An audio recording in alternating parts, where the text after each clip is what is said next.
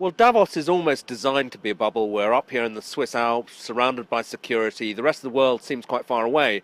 But every now and then news from the outside world gets through. And the big news overnight was the death of the Saudi king, King Abdullah, and the succession of a new king, King Salman.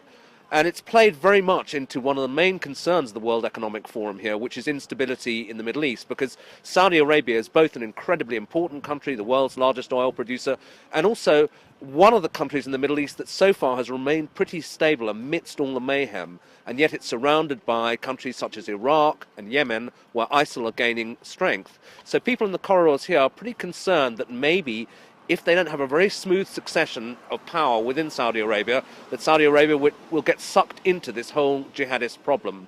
The Saudis for themselves, however, emphasizing that if not business as usual, that things will remain stable and so on. But it's added an extra element of uncertainty to what was already a very unstable and dangerous situation in the Middle East. So in the middle of Davos, we had this news from the European Central Bank about QE in Europe, which has got everybody talking. But there's another European event that everybody's waiting for, which takes place this Sunday in Greece.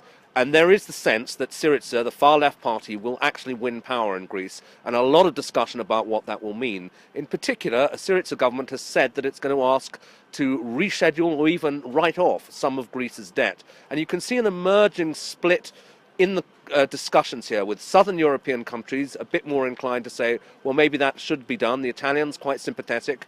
The northern Europeans, the Finns and the Germans, with the Finns perhaps acting as kind of unofficial spokesman for the Germans, are much, much less willing to go down that route. But it's a question that they're going to have to face very soon. Almost as soon as they get back from Davos, they'll be at their desks and facing what is not an abstract problem about writing off debt. It's something that could immediately send politics and therefore financial markets into turmoil if it's mishandled.